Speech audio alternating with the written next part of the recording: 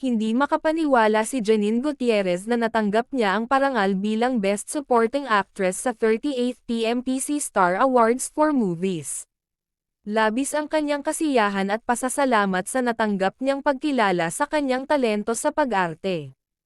Ayon sa kanya, hindi niya inasahan ang tagumpay na ito, kaya naman sobra ang kanyang tuwa at pagpapahalaga.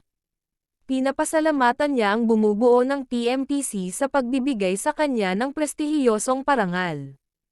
Hindi rin niya nakalimutang pasalamatan ang kanyang pamilya na palaging sumusuporta sa kanyang showbiz career.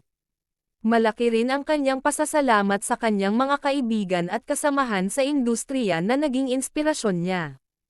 Pinuri rin niya ang kanyang mga co-actors at direktor na tumulong sa kanya upang mapabuti ang kanyang pagganap. Higit sa lahat, iniaalay niya ang tagumpay na ito sa kanyang mga tagahanga na patuloy na sumusuporta sa kanya. Ipinangako ni Janine na mas pag-iigihan pa niya ang kanyang trabaho upang masakliyan ang tiwala ng lahat. Para sa kanya, ang parangal na ito ay patunay na ang sipag, tiyaga, at pagmamahal sa sining ay nagbubunga ng tagumpay.